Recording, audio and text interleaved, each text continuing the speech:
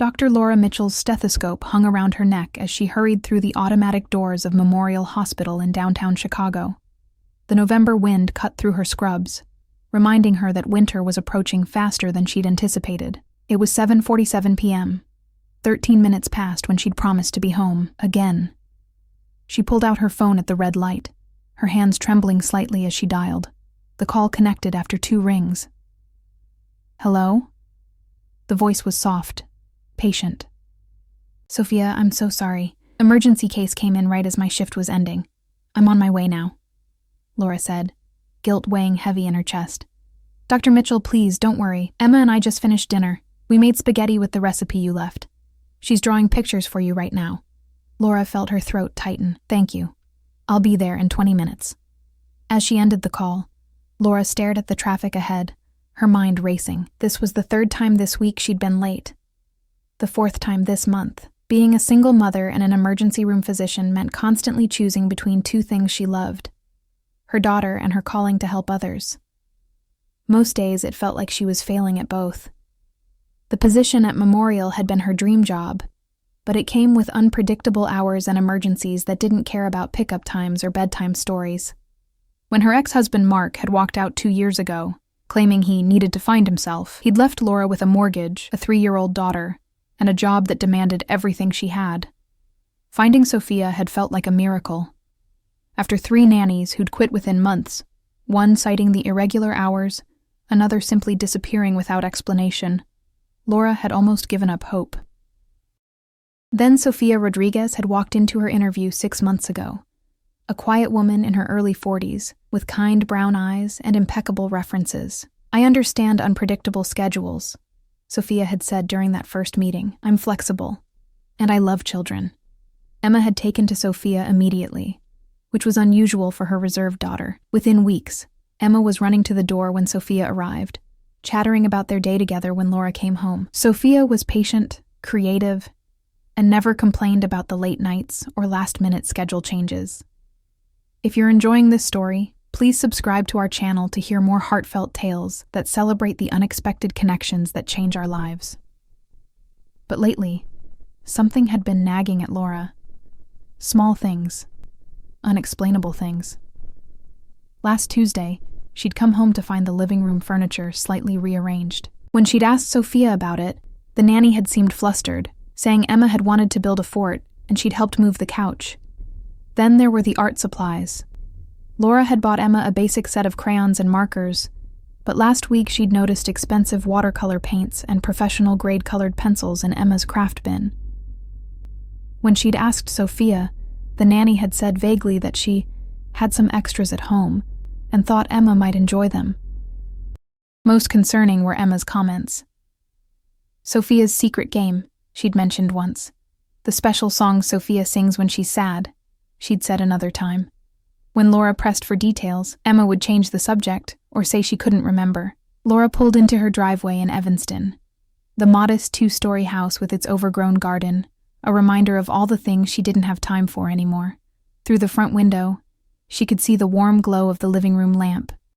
Inside, Emma was sprawled on the carpet, surrounded by papers covered in crayon drawings. She looked up as Laura entered, her face lighting up. "Mommy!" Emma scrambled to her feet and ran over, throwing her small arms around Laura's legs. Laura knelt down, breathing in the strawberry scent of her daughter's shampoo. "Hi, sweetheart. I missed you today. Look what I made." Emma grabbed her hand, pulling her toward the drawings. "Sophia helped me draw our house and the garden with flowers," she said. "In spring, we can plant real ones." Sophia emerged from the kitchen, wiping her hands on a dish towel. She was a slender woman with dark hair pulled back in a practical bun, wearing jeans and a simple blue cardigan. "Dr. Mitchell, welcome home. There's pasta left if you're hungry. I kept it warm." "Sophia, you didn't have to do that," Laura said, standing up. "You should have left at 6. It's no trouble. I had nowhere to be." Sophia smiled, but Laura noticed it didn't quite reach her eyes. There was something sad about Sophia, something distant that Laura had never been able to identify. After Sophia left and Emma was tucked into bed, Laura sat in her home office, staring at her laptop. She'd opened a browser window an hour ago and had been frozen ever since, cursor hovering over a link. The website sold home security cameras disguised as everyday objects. Clocks, picture frames, phone chargers. She'd found it after a colleague at the hospital had mentioned using one to check on her dog during the day. "Just to be safe," her colleague had said. "You never really know what happens when you're not home." Laura felt sick considering it. Sophia had been nothing but wonderful. She was reliable, caring, and Emma adored her. Installing a hidden camera felt like a betrayal of trust, like she was assuming the worst about someone who'd never given her a real reason to doubt. But wasn't she responsible for Emma's safety above all else? Wasn't it her duty as a mother to make sure her daughter was truly safe, even if it meant doing something uncomfortable? The next morning, after a night of restless sleep, Laura made her decision. She ordered a camera disguised as a digital picture frame. It would sit on the bookshelf in the living room, seemingly displaying a slideshow of family photos while recording everything within its view. The package arrived 3 days later, on a Friday. Laura set it up that evening after Emma went to bed, her hands shaking as she followed the instructions to connect it to her phone. The app would allow her to watch the footage live or review recordings from anywhere. "Just for peace of mind," Laura whispered to herself as she positioned the frame on the shelf, adjusting the angle until it captured most of the living room. "I'm probably worried about nothing." But as she climbed into bed that night, Laura couldn't shake the feeling that she'd crossed a line she could never uncross. Whatever she discovered, or didn't discover, things would be different now. She just didn't know how different they were about to become. The first Monday with the camera in place, Laura found herself distracted at work in ways she'd never been before. Between patients, during lunch, even once during a team meeting, she pulled out her phone and opened the app, watching the live feed of her empty living room. She felt ridiculous. What exactly was she expecting to see? Sophia doing something nefarious, while Emma played innocently nearby. The rational part of her brain knew this was paranoid behavior, but she couldn't stop herself from checking. At 2:37 p.m., she watched Sophia and Emma come into view. Emma was chattering animatedly about something, her small hands gesturing widely. Sophia was listening intently, nodding and smiling. They settled onto the couch with a book. Emma tucked under Sophia's arm as the nanny began to read aloud. Laura felt a twist of guilt and something else, jealousy. She should be the one reading to Emma at 2:37 in the afternoon. She should be the one her daughter was laughing with, confiding in, sharing her day with. But she was here instead, 30 miles away, preparing to treat a construction worker with a possible broken arm. This was the deal she'd made with herself, the compromise of modern motherhood: work to provide, hire someone trustworthy to fill the gaps, hope it would all somehow balance out. That evening, after Sophia left and Emma was asleep, Laura sat on her bed with her laptop and reviewed the day's footage. She watched Sophia and Emma have lunch, peanut butter sandwiches cut into triangles. She watched them dance to a song playing on Sophia's phone, both of them laughing. She watched Sophia patiently help Emma sound out words from a picture book. Nothing concerning, nothing inappropriate, just a nanny doing her job well. Maybe even exceptionally well. Laura felt her shoulders relax slightly. Maybe this camera idea had been unnecessary after all. Maybe her instincts had been wrong. She was about to close the laptop when she noticed something. Around 4:15 p.m., after Emma had gone upstairs to play in her room, Sophia had stood in the middle of the living room, completely still. The nanny had pulled something from her pocket. A photograph, Laura realized, zooming in on the footage, and stared at it for several minutes. Even through the grainy camera footage, Laura could see Sophia's expression change. Her face crumpled, tears streaming down her cheeks as she clutched the photograph to her chest. Sophia's shoulders shook with silent sobs, her free hand covering her mouth, as if to keep the sound from escaping. Laura watched, transfixed. After nearly 5 minutes, Sophia wiped her eyes, carefully returned the photograph to her pocket, and composed herself. By the time Emma came back downstairs, Sophia was smiling again, showing no trace of the breakdown Laura had just witnessed. Subscribe to hear more stories about the secrets we keep and the truths that emerge when we least expect them. Over the next week, Laura discovered a pattern. Nearly every day when Emma was occupied elsewhere, Sophia would have these moments. Sometimes she'd pull out the photograph. Other times she'd simply stand at the window, tears rolling down her face, her expression one of profound grief. But whenever Emma appeared, Sophia transformed. The sadness would disappear, replaced by warmth and attention. She'd engage with Emma fully, never letting the child see her pain. Laura's guilt intensified. She was watching someone's private moments of grief, seeing pain that Sophia clearly didn't want anyone to witness. It felt invasive in a way she hadn't anticipated. But there was something else in the footage, too. Something that made Laura's heart ache. She watched Sophia teach Emma to tie her shoes, celebrating with genuine joy when the little girl finally succeeded. She saw Sophia quietly cleaning the kitchen after meals, going far beyond what Laura paid her to do. She witnessed Sophia singing lullabies in Spanish when Emma was tired, her voice soft and tender. On Thursday of that week, Laura noticed something that made her pause the footage and rewind. Emma had been coloring at the coffee table while Sophia read nearby. Emma had held up her drawing, a picture of 3 stick figures. "This is me." Emma pointed to the smallest figure. "This is Mommy." She pointed to a taller figure with yellow hair. "And this is Sophia." She indicated the third figure, standing close to the others, all 3 holding hands. "That's beautiful, sweetheart," Sophia had said. But Laura could hear the catch in her voice. "You're sad again," Emma had observed with the uncanny perceptiveness of children. "Why are you sad sometimes, Sophia?" Sophia had set down her book and pulled Emma into her lap. "Sometimes grown-ups feel sad about things that happened a long time ago. But seeing you helps make me feel better." "You're like sunshine, Emma. What happened that makes you sad?" Emma asked. Laura leaned closer to her laptop screen, wanting to hear Sophia's answer. "I lost someone very special to me," Sophia said quietly. "Someone I loved very much, and sometimes I miss her so much it makes my heart hurt." "Like how I miss Daddy?" Emma asked.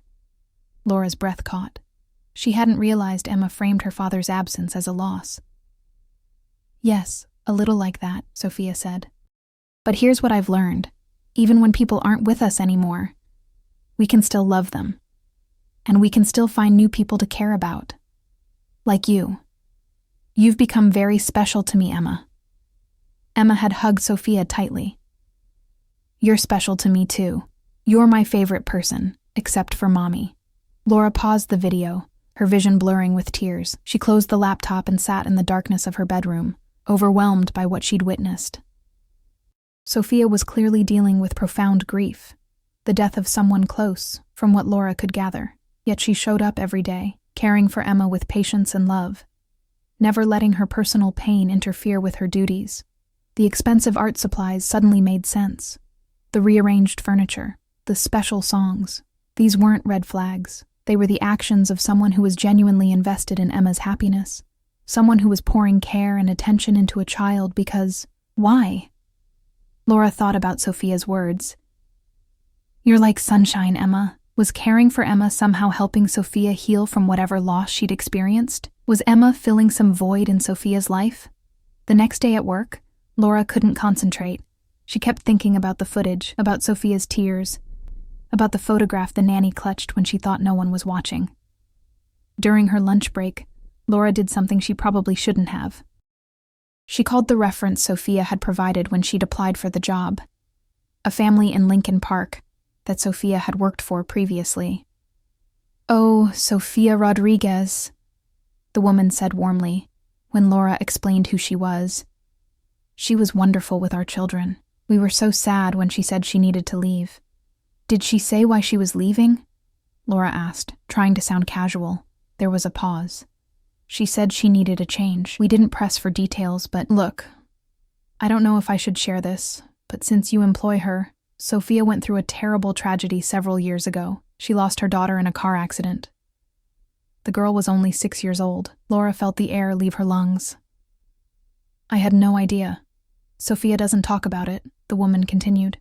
"But after it happened, she stopped working for a while. When she finally came back, she said that caring for children helped her feel close to her daughter's memory. We could tell it wasn't easy for her, but she was always professional, always wonderful with our kids." After thanking the woman and ending the call, Laura sat in her car in the hospital parking lot, crying.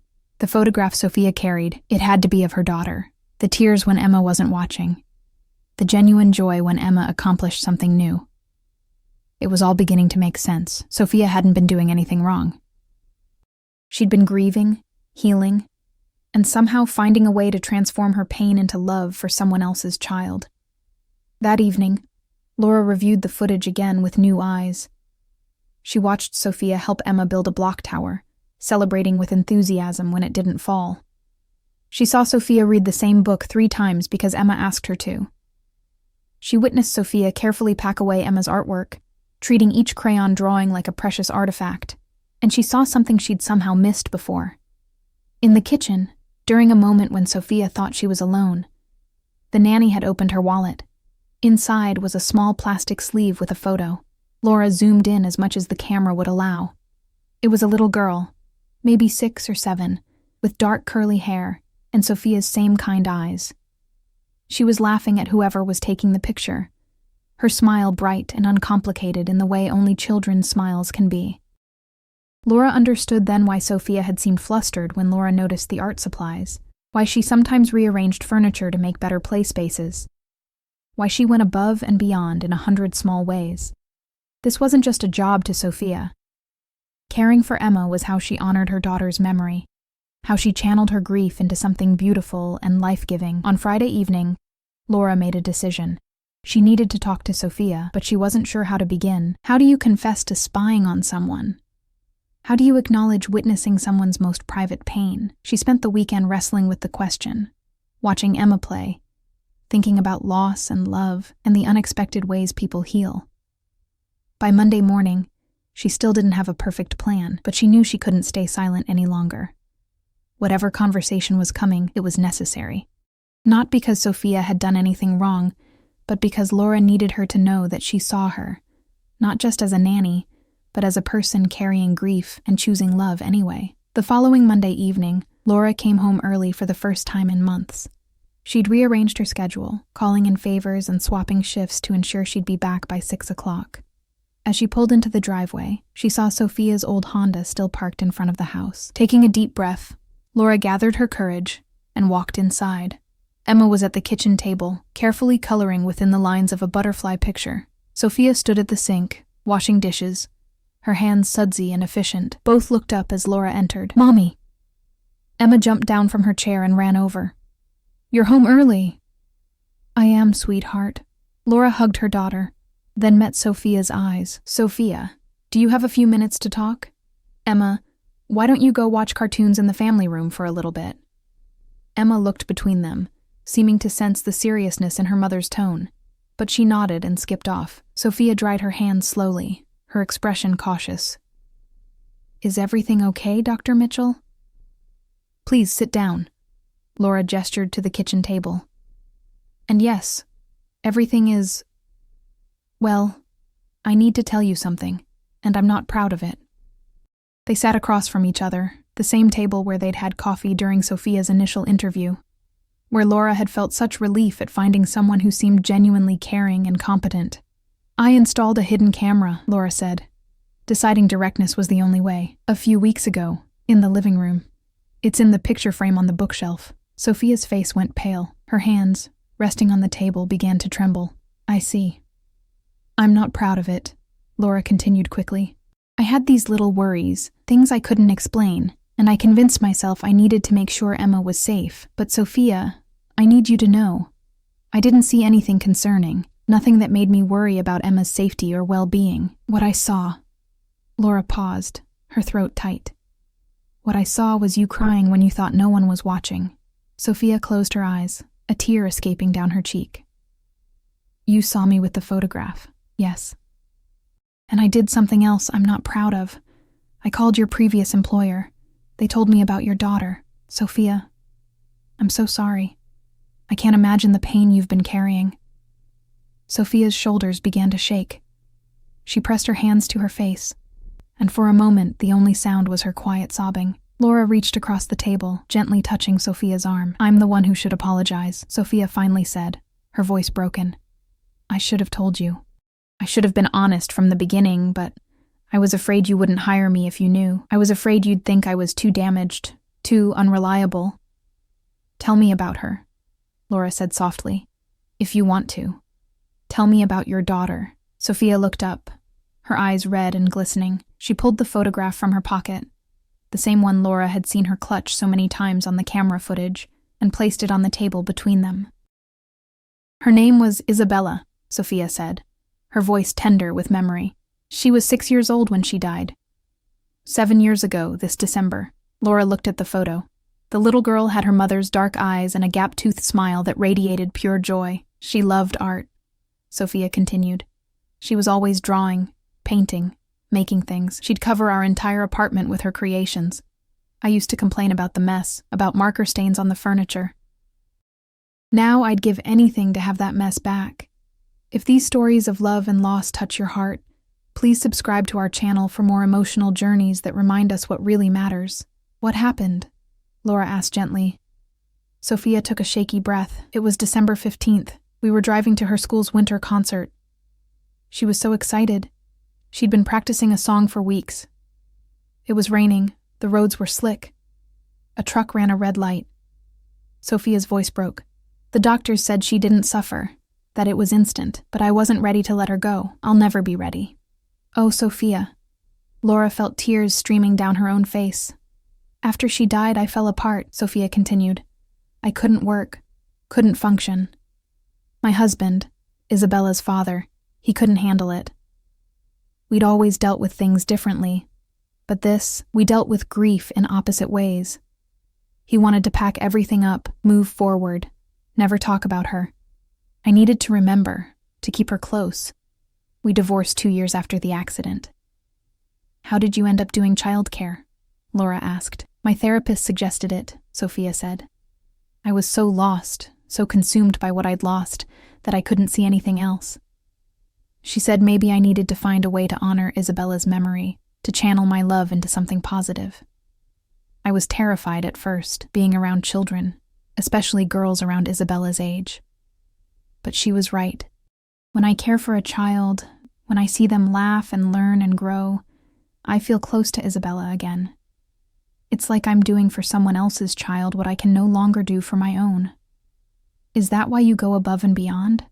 Laura asked. The art supplies, the extra time, rearranging furniture to make better play spaces? Sophia nodded, wiping her eyes. I know I probably overstep sometimes. I try to maintain professional boundaries, but Emma, she reminds me so much of Isabella. Not in looks, but in spirit. The way she gets so focused when she's creating something, the way she asks 1,000 questions about everything, the way she trusts so completely. Sophia's voice dropped to a whisper. I love her, Dr. Mitchell. I know that's probably inappropriate to say, but I do. Not as a replacement for Isabella. No one could ever replace her, but as her own beautiful person. Laura squeezed Sophia's hand. It's not inappropriate. Sophia, these past months, you've given Emma something I couldn't. Consistent presence, patience, creativity. You've helped fill a void left by her father's absence. Knowing what you've been through, understanding the love you pour into caring for her, I'm not upset. I'm grateful. And I'm in awe of your strength. Sophia looked at her in surprise. You're not firing me. Fire you? Sophia, you're the best thing that's happened to our family since Emma's father left. I'm asking if you can forgive me for spying on you, for not trusting you when you deserved trust. They sat in silence for a moment, both crying, both holding hands across the kitchen table. Can I ask you something? Laura finally said. Those moments when Emma isn't around, when you look at Isabella's picture, do you wish you weren't here? Do you wish you were somewhere else, away from the reminders? No, Sophia said firmly. Those moments are hard, yes. Sometimes the grief just overwhelms me, and I need to let it out. But being here, with Emma, has given me a reason to keep going. She's helped me heal in ways I didn't think possible. When she hugs me, when she shows me something she's proud of, when she tells me I'm special to her, those moments don't replace what I lost. But they remind me that love doesn't end. It transforms. It finds new places to grow.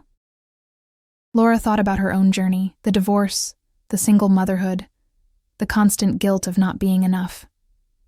"I've been so worried about whether I'm doing right by Emma," she admitted. "Working these long hours, missing bedtimes and school events, relying on someone else to fill in the gaps. I've felt like I'm failing her." "You're not failing her," Sophia said with conviction. "You're showing her that women can be dedicated to their calling, that helping others is noble, that sometimes love means making hard choices. And you made sure she had someone who would care for her the way you would if you could be in two places at once. That's not failure, Dr. Mitchell. That's wisdom." They talked for another hour, sharing stories about their daughters, their losses, their fears.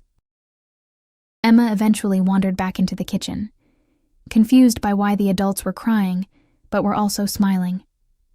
"Are you okay?" Emma asked, climbing into Sophia's lap with the easy affection of a child who feels completely safe. "We're better than okay," Sophia said, hugging her close. "Your mama and I were just having an important talk about people we love." Emma nodded as if this made perfect sense, then looked at her mother. "Can Sophia stay for dinner, please?" Laura smiled. "I think that's a wonderful idea. Sophia, will you stay? I was planning to order pizza." "I'd love to," Sophia said softly. That evening, as they sat around the table eating pizza and Emma chattered about her day, Laura felt something shift. The house felt less like a place she was constantly running from and more like a home. The guilt that had been her constant companion eased just slightly. Later, after Sophia left and Emma was tucked in bed, Laura removed the hidden camera from the picture frame. She'd gotten what she needed from it, but not what she'd expected. She hadn't uncovered deception or danger. She'd witnessed the quiet heroism of someone choosing to love despite devastating loss. She thought about calling her mother, who lived in Arizona, and called weekly to check in. She'd tell her about Sophia, about the unexpected gift of finding someone who cared for Emma, not just professionally but personally. Her mother would understand. She'd been the one who'd held Laura together after Mark left, who'd flown out to help with Emma when Laura had first started at Memorial. Family, Laura was learning, wasn't always about biology or legal ties. Sometimes it was about who showed up, who stayed, who chose to love even when it would be easier to walk away. The weeks following Laura and Sophia's conversation brought an unexpected lightness to their household. With the secret out, Sophia seemed to breathe easier. She still had her moments of grief. Laura would sometimes find her standing quietly at the window, Isabella's photograph in her hand, but she no longer hid it completely. "Grief doesn't disappear," Sophia told Laura one evening as they prepared dinner together while Emma played nearby. "You just learn to carry it differently. Some days it's heavy, other days it's bearable, but I'm learning that carrying it doesn't mean being alone with it."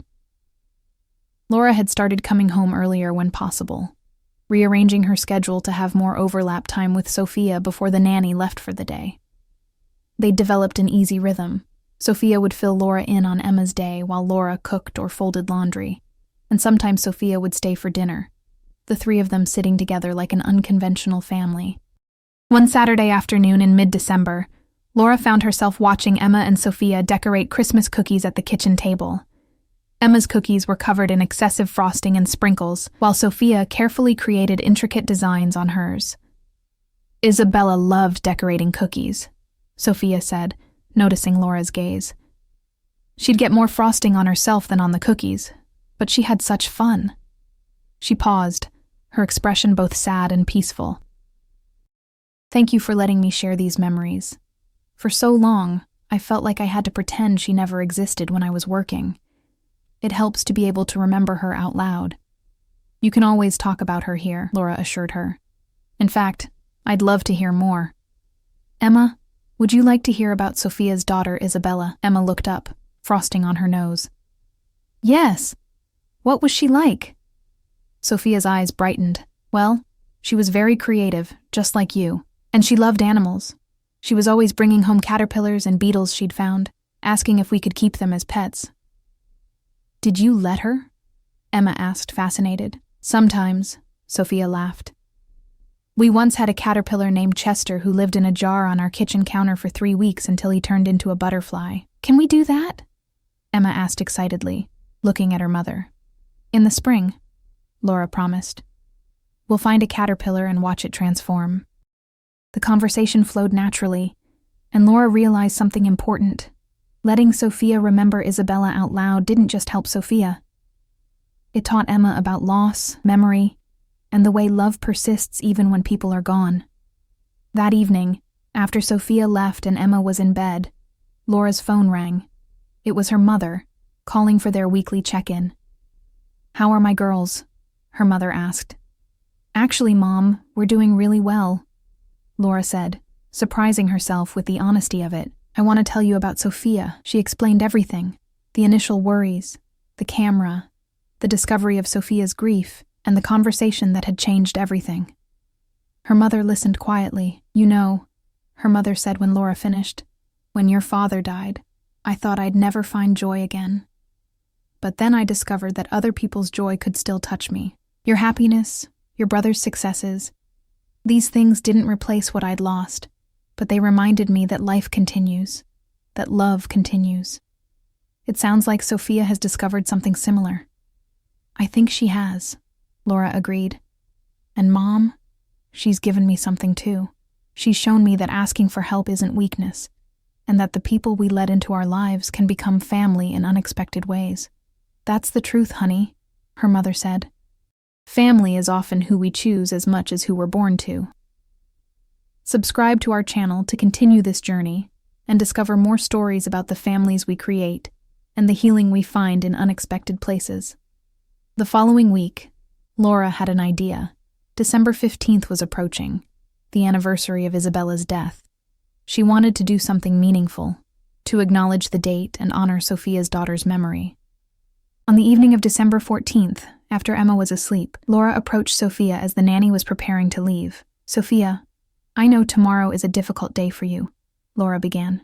"I want you to know that you don't have to work tomorrow if you need time alone."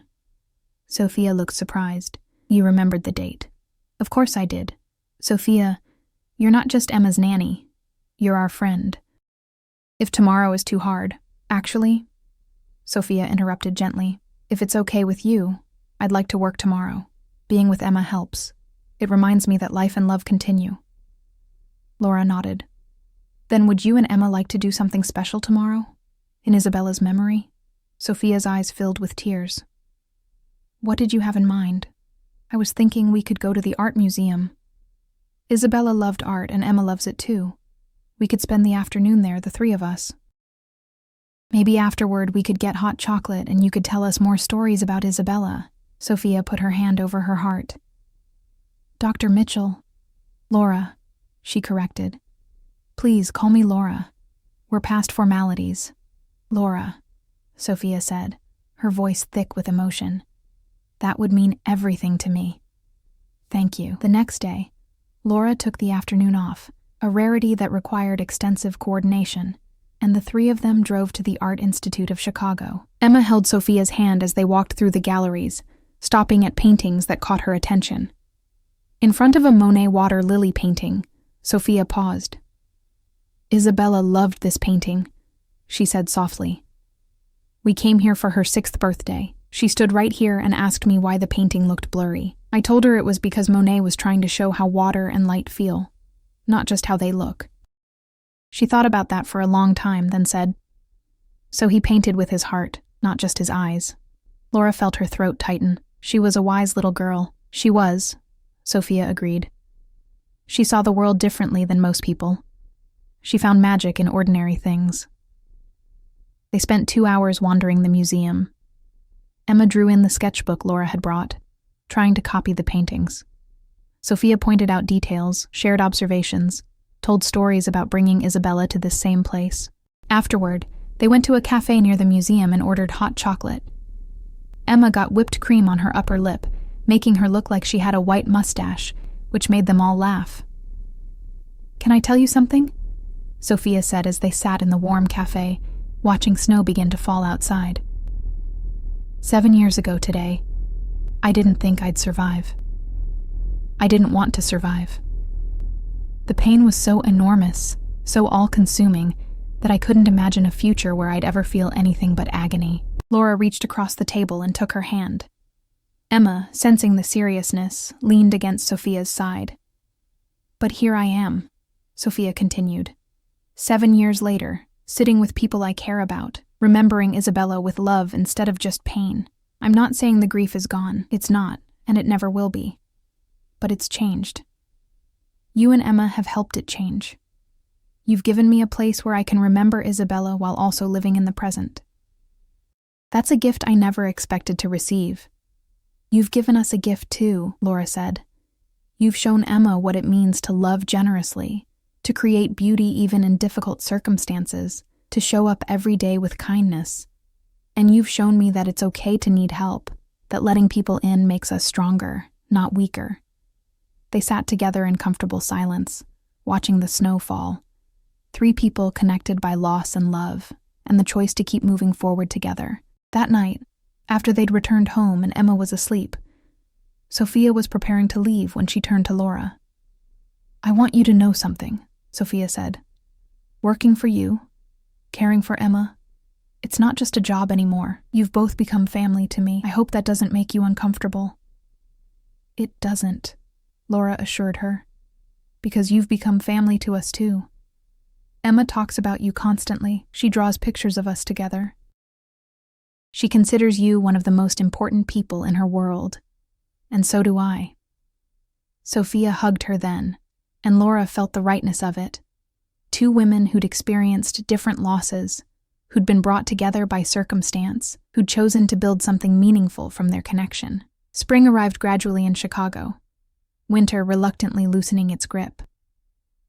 Laura stood at the kitchen window one Saturday morning in late March, watching Emma and Sophia in the backyard. True to their promise, they'd found 3 caterpillars and were now planting a small garden that would hopefully attract butterflies in summer.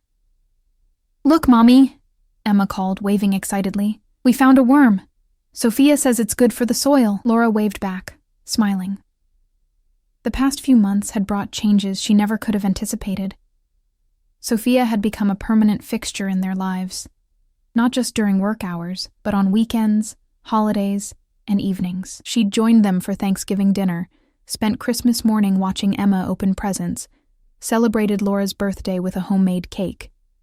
More significantly, Laura had made changes at work. She'd approached her department head about adjusting her schedule to allow for more predictable hours.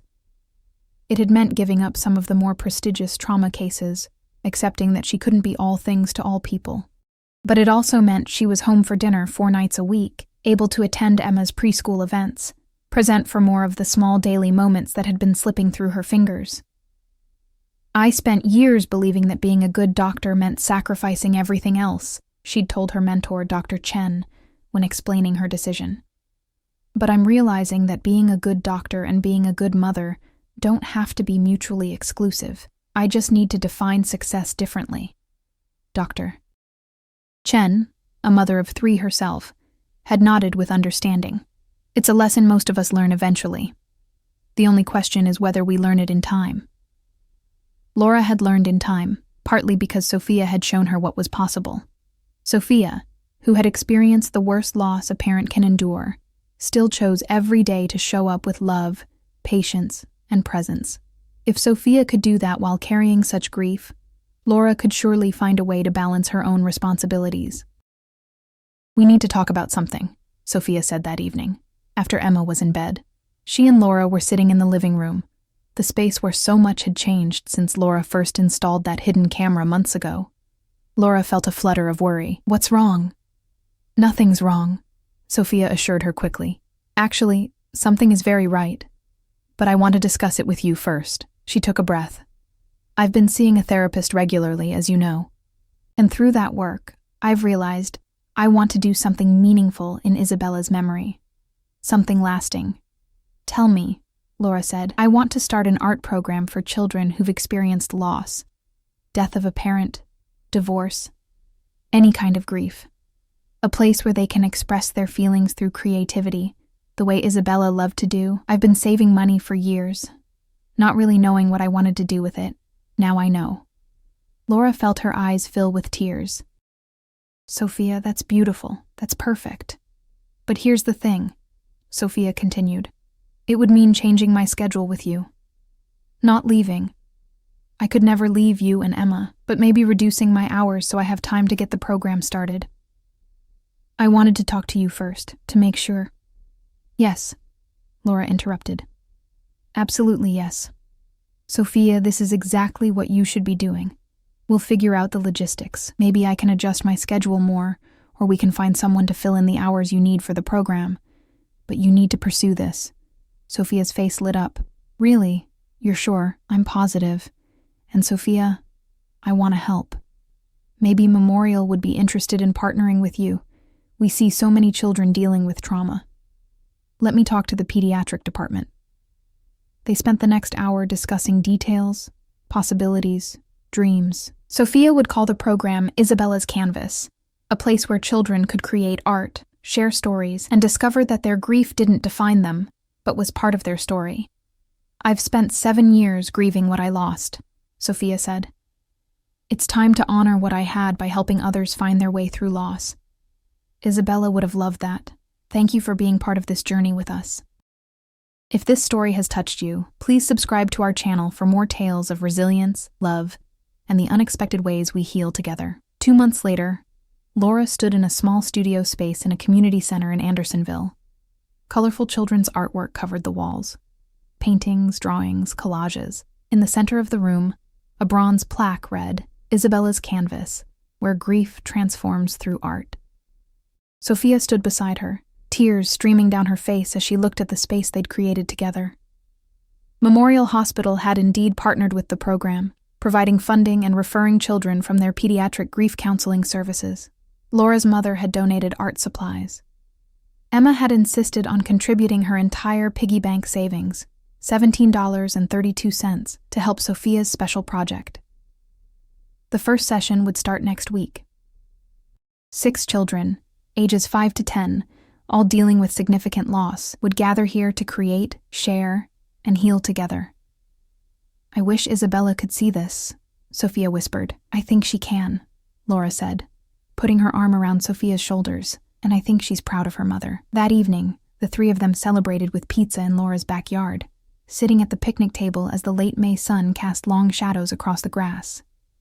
Emma's caterpillars had successfully formed chrysalises, now hanging from sticks in the mesh habitat they'd created. How long until they're butterflies? Emma asked for the 10th time. Any day now, Sophia said patiently.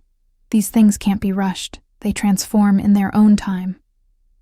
Laura met Sophia's eyes over Emma's head, and they shared a knowing smile. So much had transformed over the past year, not quickly or easily, but gradually, painfully, beautifully. A grieving woman had found purpose. A guilty mother had found balance. A child had gained an extended family. A household had become a home. Sophia, Emma said suddenly, will you still take care of me even though you're starting your art place? Absolutely, Sophia assured her. You're stuck with me, sweetheart. I'll be here less during the day, but I'm not going anywhere. We're family now.